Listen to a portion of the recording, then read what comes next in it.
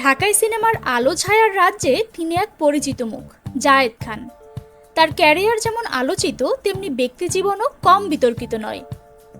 পর্দার বাইরেও তিনি প্রায় থাকেন আলোচনায়, কখনো শিল্পী সমিতির নির্বাচন, কখনো আবার অভিনয়ের বাইরে কোনো বিতর্কিত মন্তব্যে। তবে এবারের খবর যেন একটু বেশি হাই ড্রামা। ঢাকার মগবাজারে এক চায়ের দোকানে সাংবাদিকদের আড্ডায় হঠাৎ করেই শুরু হলো গুঞ্জনের সূত্রপাত। 3 সাংবাদিক, ইমরুল শাহেদ, রুহুল আমিন ভূঁইয়া এবং আরেকজন। হালকা মেজাজে কথা হচ্ছিল ফেসবুকের মনিটাইজেশন নিয়ে। একজন বললেন, আমার ছবি দিলেই ডলার আসে। মজার ছলে বলা সেই কথা থেকেই জন্ম নিল এক তুমুল গুজবের। রুহুল আমিন একটা পুরনো ছবি পোস্ট করলেন জায়েদ খানের সঙ্গে। ক্যাপশনে শুধু লিখলেন, শুভকামনা রইল। ব্যাস, ফেসবুকে শুরু হলো কথার ঝড়। বিয়ের শুভেচ্ছা কনেকে, মধুচন্দ্রিমা কোথায়, এমন সব প্রশ্নে ছেয়ে গেল কমেন্ট বক্স।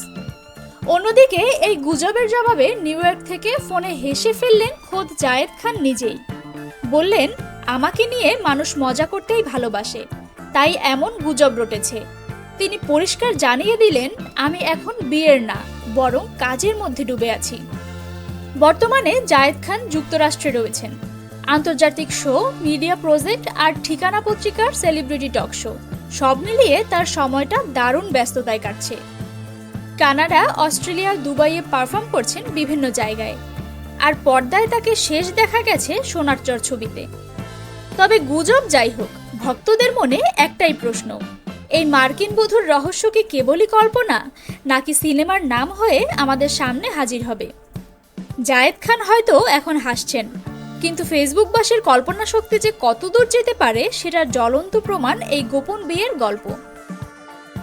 বিনোদনমূলক সকল ভিডিও সবার আগে পেতে এখনই সাবস্ক্রাইব করুন নবযুগ টিভি এন্টারটেইনমেন্ট।